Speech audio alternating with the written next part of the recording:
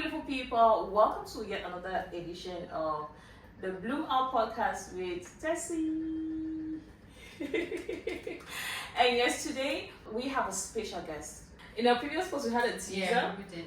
That has got everyone still anticipating where is the video and what happened. But you know, like they say, we save the best for the last.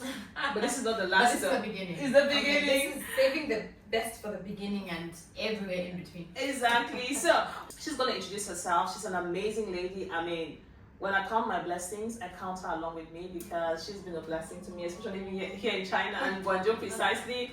An amazing lady. She's a business lady with so much experience. She's got her own brand. So I just want to give her the floor to. You know, it's very hard whenever somebody says introduce yourself. I wear so many hats, but I am just Cora. I think that's as we go in, we'll get to know more. But I'm Cora, the passionate entrepreneur. I think that describes it.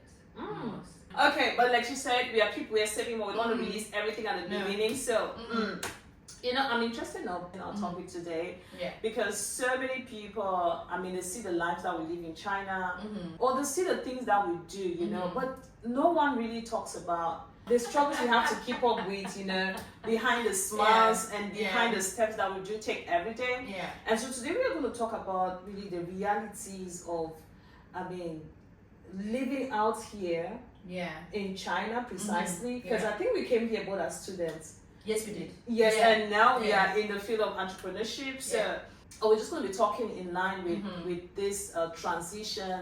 I mean, the dream was the reality, right? They are coming to pass, but then we have to talk about it, and a lot of people are going to relate with this. True. Where do you want to start from? Because I mean, it's just so much to unpack, hey?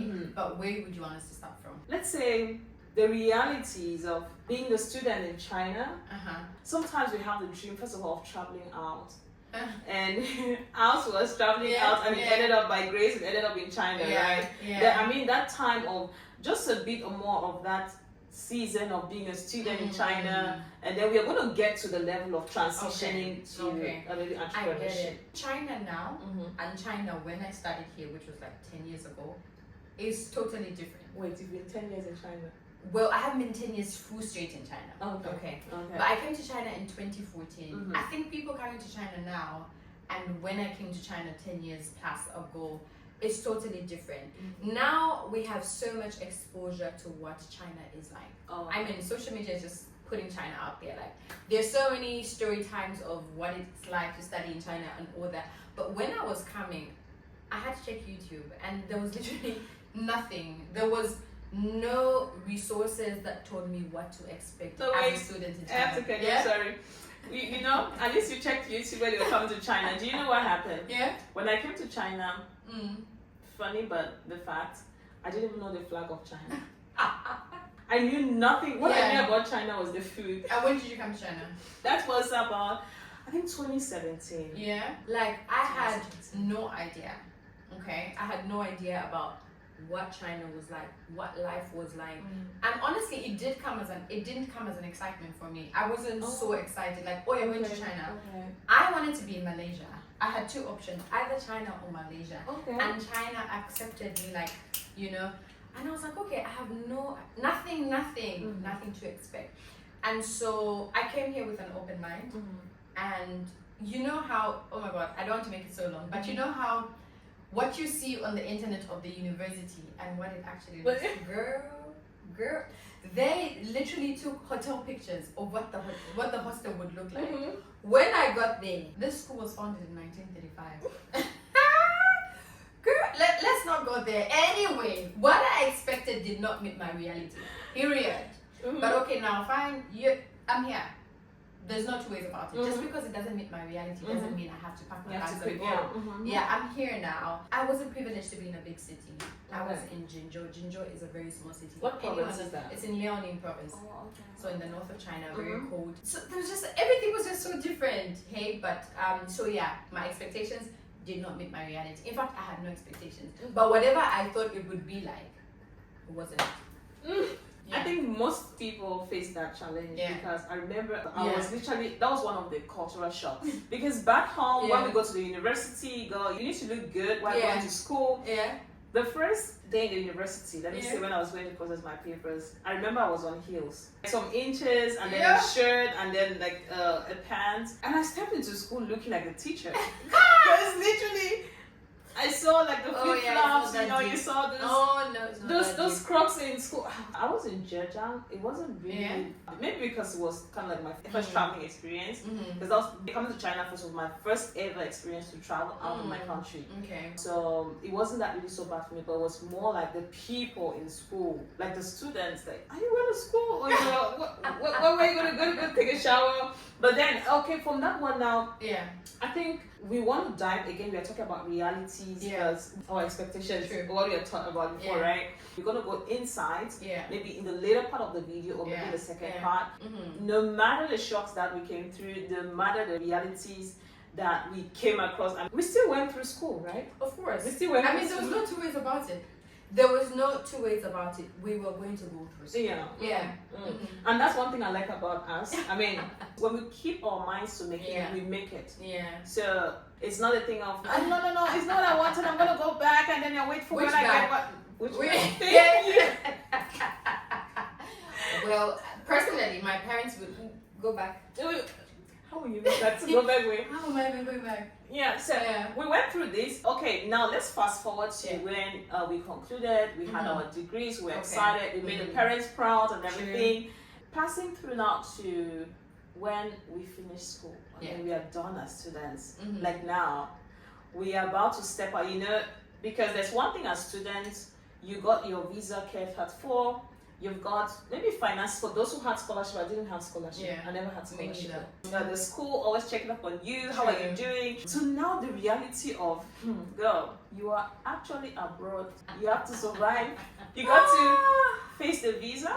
Figure out what you're gonna eat. Where you're gonna stay. What you're gonna do is now in your palms. That transition, it's one thing I want us to really highlight in it, because there are some who have gone through. There are some who are currently, now it's June, right? Now it's a transition period for those students who are graduating. And there are some who are maybe graduating next year. One thing about China is you have to always think ahead. That's right, you have to plan. You always have to think ahead. So there are some who are graduating next year, but right now they're already thinking about it, like, what are we going to do next year, right? So let's talk about it. We've passed through. I know my transition is different from yours, but just to shed more light. My transition was, I finished my 6 years. I went back home for 3 years. So it was during COVID. I couldn't come back to graduate. You went back home for 3 years? Yes, I was back home for 3 years. Oh, wow. So there was, you know how medicine will do 5 years, and then your 60th year is in your country, then you come back to graduate. Oh, I didn't know that. So we'll do internship for a year. Our school would allow us to go back home, then come back after a year. So that was the plan. And my plan was, when I come back after a year, I'm going to stay and then continue my master's. But then COVID happened. So I am one of the few people who did not have graduation. But you had a degree? Of course, yes. We had graduation online. Literally, graduation was online. And then, we sent over our degrees and everything and like that. That wasn't my intention, but then, like I said, COVID happened. China was closed. There was no point of coming back. But I was very determined, because by the time I was leaving China, I knew this is the place I want to come back home. But then China is closed. I stayed home, opened my business, started my stores and all that. But when it was open, I was one of the first people to come back. Now coming back, speaking of now, when you're done with uni, so I came back through school, through my master's, but I didn't complete my master's. I ended up dropping out and then relocating to Guangzhou. I didn't know that. You dropped for master's? Yeah, I dropped for master's. Okay, thank God for this video. So I dropped out of my master's. I wanted to pursue business, but then my master's was like, this is not working for me. I'm in a city that doesn't allow me to freely do my business. So then I said, okay, fine, I'm going to come over to Guangzhou.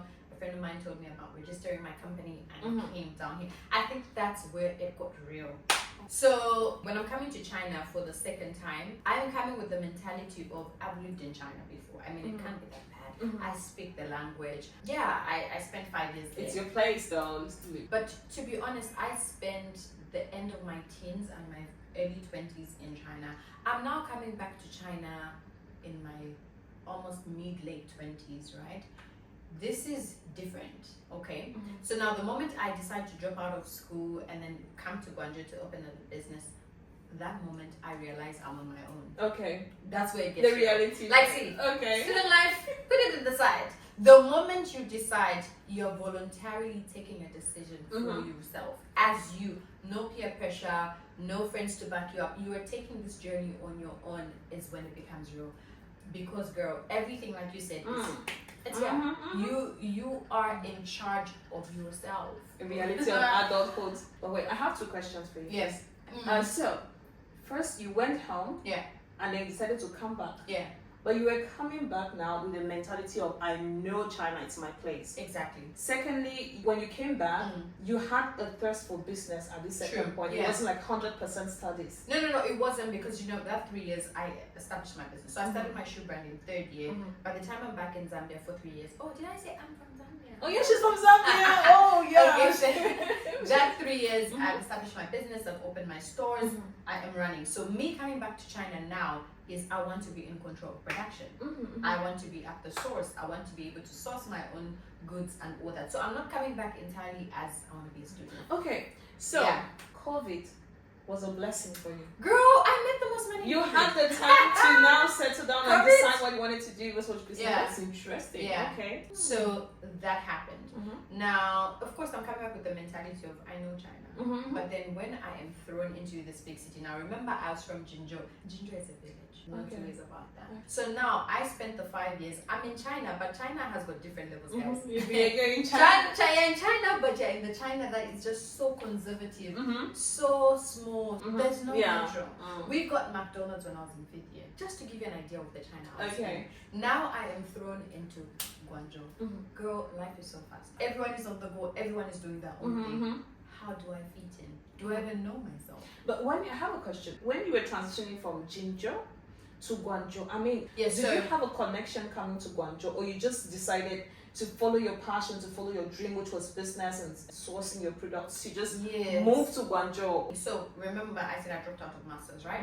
So my masters was in Weifang. Weifang, well, it's better than Jinzhou, but still, it's not a place that I can explore my business opportunities. So when I'm looking at which city can be the one that would have the most diversity in terms of business production and all that, the first thing that I thought of was Guangzhou. And honestly, it's been amazing. You know, that's why we're still here. And I just felt like, as an entrepreneur, I would really thrive in the city.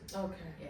Wow, that's so interesting. But just because I have that passion, just because I know I can thrive, just because the opportunities are there for me, Guangzhou is diverse, doesn't mean it was easy.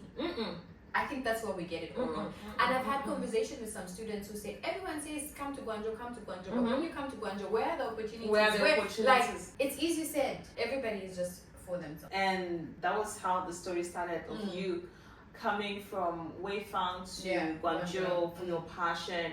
And today we are sitting here in your office at Ultimate Sourcing, which is just part of it. But the main thing you started in COVID is Cora. It's Cora. So maybe a little bit of Cora. Like Cora is one of my names. So wait, what's your name? My name is Nelly. Cora Liana. Okay. Yeah. You sort of sound English. Oh, Cora is your name. Cora is one of my names. But Cora is a brand that is so dear to my heart, guys. I am so passionate about shoes. I am so, like when Casey just came in, I was giving her the whole history of my shoes. Oh, shoes. So it's something that I've been so passionate about. And I honestly feel like if I didn't come to China, remember how I said I had 2 options? If I was in Malaysia, I don't think my brand would have birthed. But I'm so grateful that China gave me an opportunity to build a brand that has been 10 years this year. Oh, wow. Yeah, I started my brand in 2016. This is our 10th year. I'm so excited. Almost 4 stores in. Yeah. How time we should be closing in on you the got feet. 4 stores in already. Yeah. For Cora. Yeah. It's been amazing. And this is just to students out there who are listening. I feel like, honestly, China is a land of opportunities. I can never preach this enough. Talk to me first. Talk to me first. I can never preach this enough. If you have an opportunity to be here, you know, please seize it. Seize it. Okay. A lot of people are going to say, oh yeah, not everybody can be an entrepreneur, not everybody can do that. Whatever you can figure out to do here with the resources that we have here, figure it out, use it right. Yeah. Wow, that's beautiful. I mean, Cora, from what I'm getting from you, it's like we got to take advantage where we are, what we have, and at every point in time. Because one thing I know about Cora, we might party, we might have a lot of fun, and the next minute Cora is thinking about her next shoe designs, hair designs, and I'm like, how do you do it? I text her at what time, and she's up. I'm like, what are you doing? I'm working. Oh, because for me, mine was different actually. My transition has been different because no, we are talking about each other. They say when you sit with the wise, you take notes, right? So we're taking notes from you today. But for me, God blesses people in different ways. Perfect. I've been blessed more in the corporate side. I love it. So I've been more into like end of month kind of, And after graduation, I think I worked for about 3 years. Nice. Yeah, corporate. Yeah. 3 years more of. And it is this year that I started my own business too as well, which is GBIT. More like into sourcing and stuff like that. Yeah. But it had to take me some guts to step out from the corporate to the business side. And that's why when I see the women like you who are like, I quit my job for business, I'm like, oh, what are you doing? I've heard this thing like 1,000 times. Yeah. China has a lot of opportunities. Yeah. Just like they say, go to Guangzhou, and you arrive Guangzhou, you're like, where the business opportunities? No, that's the thing. And I feel like this is a disclaimer. Tessie, we can be in the same space. What I'll see and what you see will be different. Exactly. Okay. So it's the same. I can come here and I can see 1,000 opportunities. Another person can come here and see 10,000 opportunities. It's how bad do you want it? That's the question that should always ring. Because I feel like if you are going to look for something, you will find it. We're living in an era where people want to be spoon-fed. Okay, so your friend tells you come to Guangzhou and you reach here and you want her to guide you every step of the way because she told you to come. It doesn't work like that. Give you the plans, give you the business, give you the modeling job, give you agencies, You asked me, how is it working? I have told you. You come and you want me to hand you everything. Now that's not nice. Okay. Because you won't become my responsibility. I was good enough not to gatekeep and tell you there are opportunities. When you come, you now have to put in the work. Perfect advice. How bad do you want it? And I had to learn this the hard way. The hard way. you are my witness. I had to learn this the hard way. Really, because I think I asked Nelly so many questions about business that at a point she was like, Tessie, the next question I'm answering, you're gonna be paying for my counseling because you've been asking this thing, girl. She's like, it is so tough love and hash truth. You gave me so much have of to give it. Yes. And honestly, when we sit down, we look at ourselves, there's so much growth. Not only from Tasty, even from myself. Yeah, exactly. Because, you see, these are things that if I had to sit down and I had people tell me, I had nobody to consult. Unfortunately, there's no one to consult and sit down and say, what is life like there? Right. You are figuring it out on your own. Now, going back to the challenges that we face, not everybody is going to be real with it. So you constantly have to remind yourself, how bad do I want it? Because in this land, I am on my own.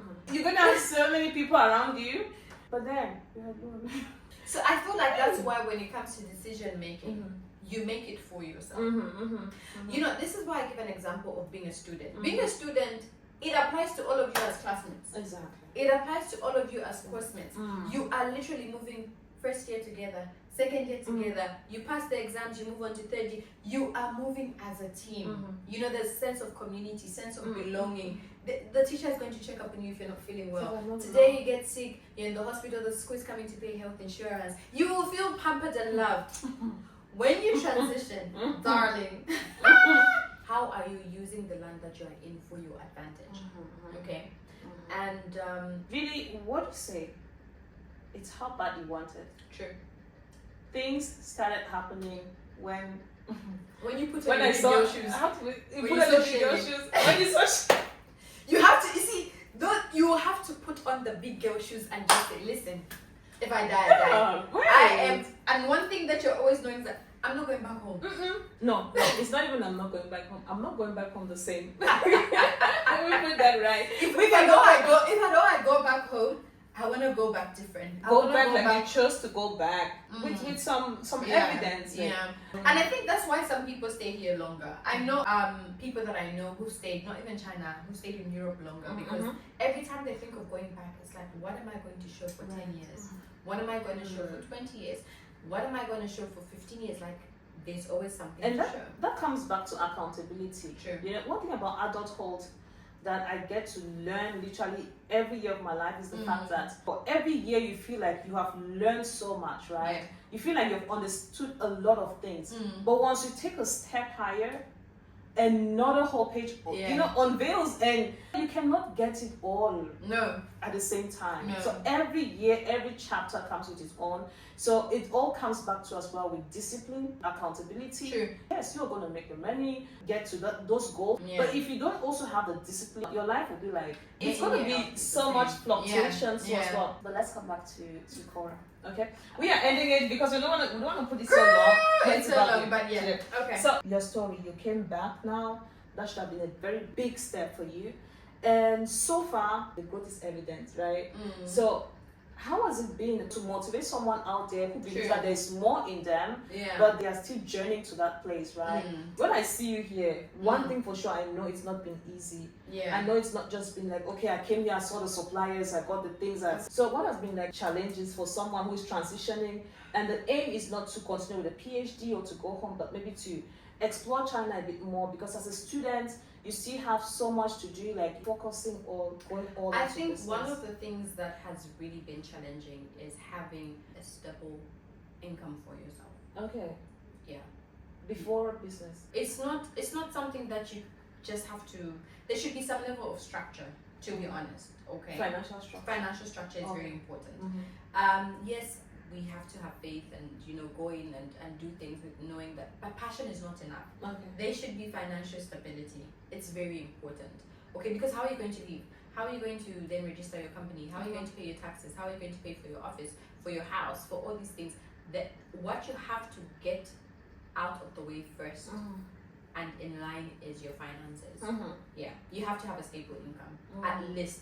That keeps you going monthly. Right. At the beginning first. At the beginning, yeah. So does it mean that it's impossible for someone who is maybe just living like from school, seeking to start from afresh? You can start from afresh if you have a plan, which finances. You can get a job. Yeah, I mean, we're going to go into details maybe on another episode because it's getting so long. In a nutshell, is the fact that life might not go the way you plan. Exactly. And behind these smiles and this cuteness, it's a lot behind. Yeah, a lot of sacrifice behind, a lot of discipline behind as well.